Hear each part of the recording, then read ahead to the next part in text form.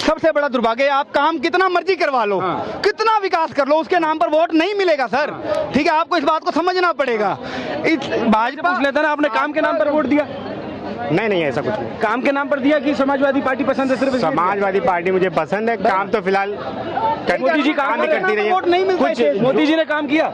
जो काम उधर से मिलता रहा है हम लोगों को अखिलेश की तरफ से, वो काम मुझे नहीं मिल पाया। जैसे 5 काम, जैसे कि हर चीज में क्वालिटी रही है। जैसे कि टेबलेट में इन लोगों ने फोन बांटे, जो क्वालिटी इसकी कमजोर, मतलब इसकी वो क्वालिटी नहीं रही, उसकी क्वालिटी जो रही है फोन बांटे। हाँ, अच्छा, और क्या बांटे?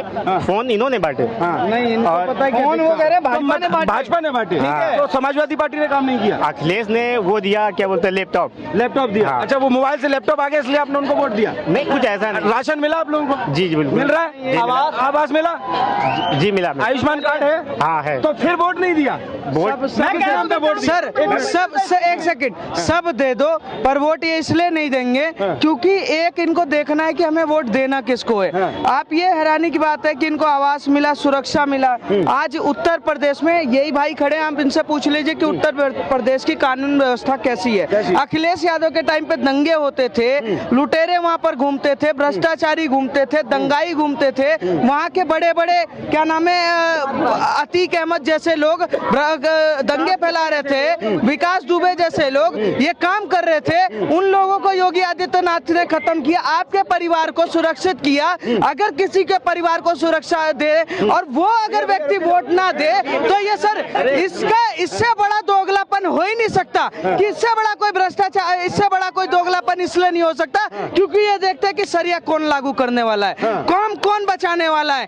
एक रामपुर है, झारखंड में रामपुर है, जहाँ पर 2362 घर है, वहाँ पर 523 लोगों को घर मिला प्रधानमंत्री नरेंद्र मोदी जी के, वो बूथ है। उस बूथ पर नरेंद्र मोदी की सरकार 523 मुसलमानों को घर देती है, पर मुसलमान में से एक बंदा वहाँ पर वोट नहीं देता। ये देखते हैं कि हमारे कौम को कौन बचाएगा। मस्जिद से जो आदेश तो पत्थर मारो, मस्जिद से आदेश तो वोट डालो। मैं ये कह रहा हूँ, नरेंद्र मोदी से मैं गुजारिश कर रहा हूँ कि इस देश के एक मजहब के लिए आप काम करना बंद कर दो, जो आपको वोट दे उसके लिए काम करो। सीधी बात, सबका साथ सबका विकास सबसे बड़ा झूठ है, क्योंकि यहाँ पर एक कौम ये जानती है कि आप चाहे उसके घर में सोने का गेट लगवा दो, चाहे उसके बच्चे को आप IPS ऑफिसर बना दो, वो उसी को वोट देगा जो उसको पत्थर चलाने की ट्रेनिंग के लिए पैसे टाइम पर देगा।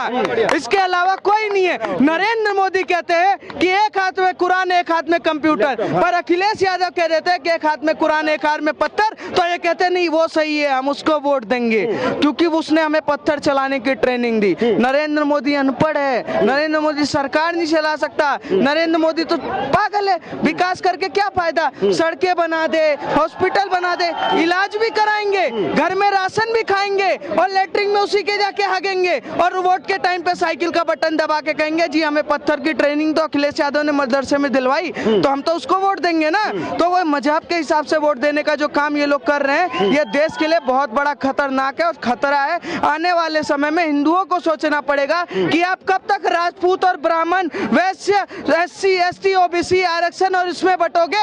आपको सोचना पड़ेगा कि आपके सामने ही वो बंदा किसी और को वोट दे रहा, पूरा घर लेने के बाद, पूरा राशन लेने के बाद, पूरा सब सुविधा लेने के बाद भी वो वोट उसी को दे रहा है जो सरिया की बात कर रहा है, जो मुस्लिम पर्सनल लॉ वोट की बात करता है, जो वक्फ वोट की बात करता है। ऐसे लोगों का बाइकआउट करना ही जरूरी है इस देश के लिए। अर्थव्यवस्था के लिए सबसे बड़े कलंक अगर कोई है तो ये ऊंचे पैजामे और टोपी, इसके अलावा कोई नहीं। अभी तो वो कह के भी गए कि मुझे सब कुछ मिला पर मुझे सपा पसंद थी, मैंने वो वोट दिया। पसंद क्या, आप जीजा थोड़ी ना चुन रहे हो कि तुम्हें पसंद था चुन लिया, तुम्हें विकास पर जो वोट देना था ना। तो इस सोच को बदलना पड़ेगा, इस देश के हिंदुओं को सोचना पड़ेगा कि हम बटे तो कहीं ना कहीं कटे।